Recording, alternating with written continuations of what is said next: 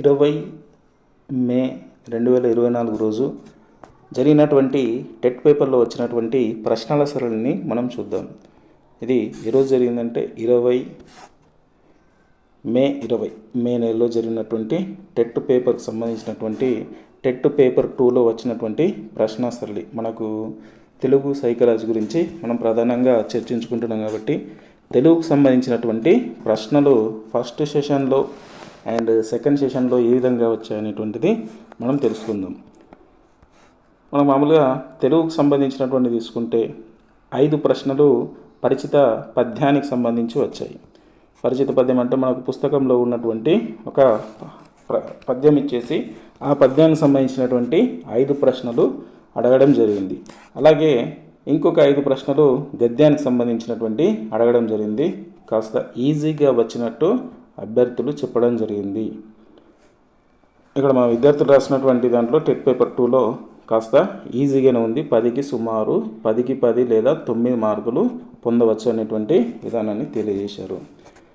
ఇది ఈ విధంగా పరిచిత పద్యము మరియు పరిచిత గద్యానికి సంబంధించినటువంటి 10 ప్రశ్నలు మనకు ఆల్మోస్ట్ ఆల్ 10కి సుమారు 8 నుంచి 10 వరకు మార్కులు పొందడానికి ఈజీగా ఉందని చెప్పడం జరిగింది. ఇక తర్వాత ప్రశ్న చూస్తే వసుధ అనేటువంటి వ్యుత్పత్తి అర్థము వచ్చింది. మనము టెట్ పేపర్ 1కైనా పేపర్ 2కైనా అన్నీ చదవాల్సిందే అని మనం తెలుసుకున్నాం. అయితే పేపర్ 1లో మనకు వసుధ వ్యుత్పత్తి అర్థం, పేపర్ 2లో వసుధ వ్యుత్పత్తి అర్థం. మనకి వ్యుత్పత్తి అర్థాలకు సంబంధించి వసుధ అనేటువంటిది చాలా ఇంపార్టెంట్ అని కూడా చెప్పాను. ఇంతకుముందు వచ్చింది అని కూడా మీకు చెప్పాను. వసుధ అంటే వసువును ధరించేది భూమి అని చెప్పుకున్నాం. వసువును ధరించేది భూమి అని చెప్పుకున్నాం. ఇది వసుధ వ్యుత్పత్తి అర్థానికి సంబంధించి. తర్వాత ఫ్లుతం అంటే ఏమిటి? ఇది గ్రామర్ సంబంధించినటువంటి అంశం. ఫ్లుతం అంటే 3 మాత్రల కాలంలో ఉచ్చరించబడేది. మాత్ర అంటే కూడా మనం తెలుసుకున్నాం. మాత్ర అంటే ఏంటంటే ఒక చిటిక వేసినంత కాలాన్ని మాత్ర అంటాం. 3 చిటికలు వేసినంత కాలంను 3 మాత్రల కాలం అని చెప్తాం. వాటిని ఫ్లుతములు అంటారు. ఆ విధంగా ప్రశ్న రావడం జరిగింది. తర్వాత నెక్స్ట్ వృద్ధులు అనేటువంటి ప్రశ్న కూడా వచ్చింది. మరి వృద్ధులు అని వేటిని అంటారు? ఔలను వృద్ధులు అంటారు. ఫ్లుతమన్నా వృద్ధులన్నా 2 దగ్గరికి సంబంధించినటువంటి ప్రశ్నలు రావడం జరిగింది. ఇది morning session and afternoon session 2 సెషన్లో కలిపి చెప్తున్నాను మీకు. తర్వాత ఈ విధంగా వృద్ధులు అనేటువంటి ప్రశ్న రావడం జరిగింది. తర్వాత గీము ప్రకృతి పదం. గీము అనేటువంటిది ఒక పదం ఇచ్చాడు. ఈ పదానికి ప్రకృతి పదం ఏంటి అని ఇచ్చాడు. గీము అంటే మనం ప్రకృతి పదం ఏమని చెప్పుకున్నాం? గృహము అని చెప్పుకున్నాం. గీము అంటే గృహం. గృహానికి వికృతి పదం గీము అవుతుంది. తర్వాత ఆలి అనేటువంటి వికృతి పదం ఇచ్చాడు. ఆలి అనేటువంటిది వికృతి పదం. దీనికి సంబంధించి ఈ ఆలికి ఇది ప్రకృతి పదము, వికృతి పదం ఏంటి అని అడిగాడు. దీనికి ఏమవుతుందంటే ఓలి అవుతుంది. తర్వాత నెక్స్ట్ క్వశ్చన్ విషపు మేతరి. చెప్పేటప్పుడు కూడా చెప్పాను, ఇలాంటివి కాస్త చూసుకోవాలి. అర్థాలలో మనం తెలుసుకున్నాం. మనకు అర్థాలు ఏ తరగతి నుంచి 3rd క్లాస్ నుంచి 10th క్లాస్ వరకు ఈ యూట్యూబ్ ఛానల్లో అర్థాలకు సంబంధించి తెలుసుకున్నాం. దాంట్లో విషపు మేతరి విషపు అంటే విషాన్ని, మేతరి అంటే తాగినవాడు. మరి విషాన్ని తాగినవాడు అని అర్థం వస్తాయి. విషాన్ని ఎవరు తాగుతారు? విషాన్ని తాగినవారు ఎవరిక్కడ? విషాన్ని తాగినవారు శివుడు అని అర్థం వస్తుంది. విషపు మేతరి అంటే శివుడు హలాన్ని మింగినాడు అనేటువంటి అర్థము వస్తుంది. తర్వాత నెక్స్ట్ ఇంకొక అర్థం ఇచ్చాడు, డుల్లు. ఇది కొద్దిగా కఠిన పదం. ఈ డుల్లుకు సంబంధించినటువంటి అర్థం ఏంటంటే మామూలుగా పడిపోవు, చిక్కిపోవు అనేటువంటి అర్థాలు వస్తుంది. నెక్స్ట్ ఇంకొకటి పర్యాయ పదానికి సంబంధించి ఇక్కడ ఏమిచ్చాడంటే ఈవి అని ఇచ్చాడు. ఈవి తర్వాత ఈగి అనేటువంటి దానికి పర్యాయ పదము, దానికి సంబంధించినటువంటి అర్థం ఏందని ఇచ్చాడు. ఈగి అనేటువంటి దానికి అసలు అర్థం త్యాగం. త్యాగానికి ఏమొస్తాయంటే ఈగి అనేటువంటి పర్యాయ పదాలు వస్తాయి. అది ఈగి అనే దానికి సంబంధించి, దీనికి త్యాగం. తర్వాత మీ ఇల్లు సంధి. ఇది మీ ఇల్లు మీ ప్లస్ ఇల్లు ఇది ఎడాగమ సంధి అవుతుంది. ఎడాగమ సంధి అవుతుంది. తర్వాత మనకు ఘన విభజన చేయగా శార్దూల వృత్త పద్యం వచ్చేటట్టు ఒక పద్యపాదాన్ని అడగడం జరిగింది. ఏంటి? శార్దూలం. ఘన విభజన చేస్తే శార్దూలం వస్తుంది. శార్దూలం అంటే ఏంటి? మసజస తతగ అనేటువంటిది ఘన విభజన చేస్తే రావడానికి ఆస్కారం ఉన్నటువంటిది శార్దూలం అనేటువంటి చెప్పడం జరిగింది. తర్వాత ఛేదర్థక వాక్యానికి సంబంధించినటువంటి కూడా మనకు కొన్ని ప్రశ్నలు అడిగారు. తర్వాత క్వశ్చన్, కవి కోకిల బిరుదు ఎవరికి ఉంది అని ఇచ్చారు. కవి కోకిల బిరుదు మామూలుగా ఒకరి కంటే ఎక్కువ వ్యక్తులకు ఉన్నది. అక్కడికి వచ్చినటువంటి ఆప్షన్లకు సంబంధించి మనం చూడవచ్చు ఎవరెవరికి ఉన్నది అనేది. కాకపోతే ప్రశ్న కవి కోకిల బిరుదు ఎవరికి ఉన్నది అనేటువంటి ప్రశ్న వచ్చిందట. తర్వాత కవిత్రయానికి సంబంధించినటువంటి ప్రశ్న నన్నయ్య, తర్వాత తిక్కన, తర్వాత ఎర్రనకు సంబంధించినటువంటి ప్రశ్న వచ్చింది అనేటువంటి విషయం చెప్తున్నారు.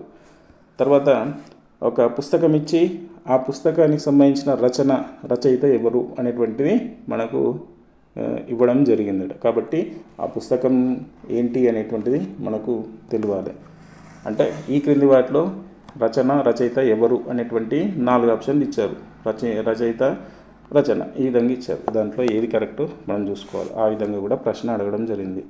తర్వాత అలంకారములకు సంబంధించినటువంటి కూడా ప్రశ్న రావడం జరిగింది. అలంకారాలకు సంబంధించినటువంటిది. తర్వాత విభక్తులకు సంబంధించి, సమాసం సంబంధించి, జాతీయానికి సంబంధించి కూడా రావడం జరిగింది. కానీ వీళ్ళు చెప్పలేకపోయారు. కాబట్టి మనకు ఈ విధంగా ప్రశ్నల సరళి అనేది మనకు ఇవ్వడం జరిగింది.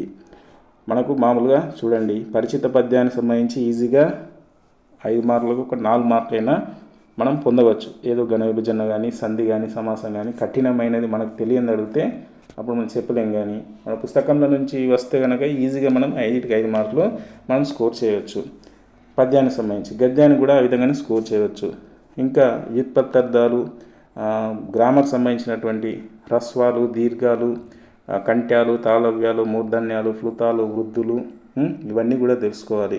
ప్రకృతి పదం అంటే ఏంది, వికృతి పదము, అర్థాలు, పర్యాయ పదాలు, చిన్న చిన్న సందులకు సంబంధించి, ఘన విభజన చేస్తే ఏది వస్తుంది, వాక్యాలకు సంబంధించి, తర్వాత బిరుదులకు సంబంధించి, తర్వాత రచయితలు, అలంకారము ఇవన్నీ కూడా మనకి యూట్యూబ్లో క్లియర్గా మన తరగతులకు సంబంధించి మాత్రమే ఉంది. వేరే మాత్రము ఏం లేదు. విభక్తులు కావచ్చు, సమాసం కావచ్చు, జాతీయాలు కావచ్చు, అలాంటివి మనకు అడగడం జరిగింది. ఈ విధంగా తెలుగులో కాంటెంట్కి సంబంధించినటువంటి ఫస్ట్ అండ్ సెకండ్ సెషన్లో ఈ విధంగా అడిగారు.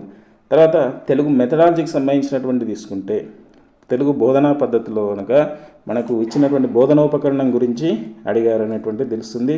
తర్వాత వాదాలలో డింగ్ డాంగ్ వాదము అనేటువంటిది కూడా ఒక సెషన్లో రావడం జరిగింది. పాఠ్య ప్రణాళికకు సంబంధించినటువంటి ప్రశ్నలు రావడం జరిగింది. తర్వాత వ్యాకరణ బోధనా పద్ధతికి సంబంధించి, బోధనా పద్ధతిలో మనకు పద్య బోధన, గద్య బోధన, వ్యాకరణ బోధన, వ్యాస బోధన, లేఖరచన బోధన ఇలాంటి బోధనా పద్ధతులు చాలా ఉన్నాయి. ఆ బోధనా పద్ధతిలో వ్యాకరణ బోధనా పద్ధతికి సంబంధించి వచ్చిందనేటువంటిది తెలియజేశారు. తర్వాత మూల్యాంకనానికి సంబంధించినటువంటి ప్రశ్న వచ్చింది. తర్వాత పఠనం రకం, పఠనం అనేటువంటి మనకు చాలా రకాలు ఉంది. ఆ పఠనానికి సంబంధించినటువంటి ప్రశ్న రావడం జరిగింది. ఇది తెలుగుకు సంబంధించి, తెలుగు సబ్జెక్టు అండ్ తెలుగు మెథడాలజీకి సంబంధించినటువంటి ప్రశ్నలు. ఇంకా ఎడ్యుకేషనల్ సైకాలజీలో మనకు ప్రశ్నల సరళి ఎలా వచ్చిందో మనం ఒకసారి తెలుసుకుందాం. ఏ టాపిక్ నుంచి ఏమొచ్చాయని చూసుకుంటే, ఒకటి డిస్గ్రాఫియా, డిస్లెక్సియా, తర్వాత డిస్కాలిక్యులియా నుంచి ప్రశ్నలు రావడం జరిగింది. తర్వాత పియాజే సంజ్ఞానాత్మక వికాస సిద్ధాంతానికి సంబంధించినటువంటి ప్రశ్న రావడం జరిగింది. జీన్ పియాజే ఏ దేశస్థుడు, ఆయన సంబంధించినటువంటి సూత్రాలు ఏంది, ఏ దశలో ఏమేమి ఉన్నాయనేటువంటి అన్నీ కూడా ప్రశ్నలు రావడం జరిగిందట. తర్వాత కోల్బర్గ్ నైతిక వికాస సిద్ధాంతానికి సంబంధించి కూడా ప్రశ్న రావడం జరిగింది. తర్వాత మూర్తిమత్వానికి సంబంధించి ప్రశ్న రావడం జరిగింది. తర్వాత వికాసానికి సంబంధించి సూత్రాలకు సంబంధించి ప్రశ్న రావడం జరిగింది. తర్వాత ఆత్మభావన దశ అనేటువంటి దశలకు సంబంధించినటువంటిది, దీంట్లో సిద్ధాంతాలలో ఇది ఆత్మభావన దశ అంటే దీనికి సంబంధించి. తర్వాత ఉపగమ పరిహారానికి సంబంధించినటువంటి ప్రశ్న రావడం జరిగింది. తర్వాత నెక్స్ట్ బ్రూనర్ బోధనా సిద్ధాంతానికి సంబంధించినటువంటిది రావడం జరిగింది. బ్రూనర్ బోధనా సిద్ధాంతం స్టాటిస్టికల్ పార్ట్ అయిన మీన్ మీడియన్ మోడ్కి సంబంధించినటువంటి, తర్వాత మన మీన్ మీడియన్ మోడ్ కానీ క్వార్టర్ డీవియేషన్ వాటికి సంబంధించి ఇవి కూడా వచ్చాయని చెప్పారు. తర్వాత చరాలు స్థిర చరము చరాలకు సంబంధించినటువంటి పరిశీలన పద్ధతి సంబంధించి ఒకటి రావడం జరిగింది.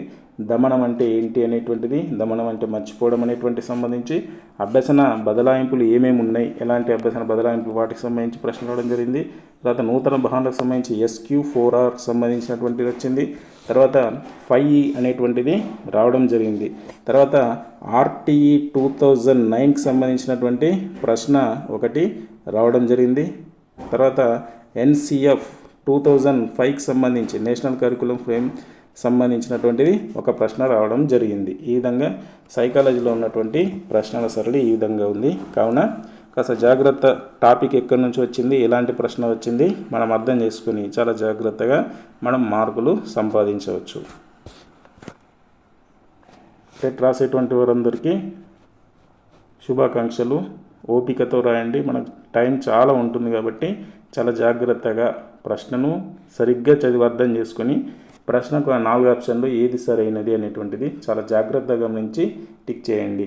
మళ్ళీ టైం ఉంటే అన్నీ చూసుకుంటూ వచ్చి అన్నీ చేంజ్ చేయొద్దు. ఒకసారి మనం ఒక ఆన్సర్కు ఫిక్స్ అయితే అదే ఉంచడానికి ప్రయత్నం చేయండి.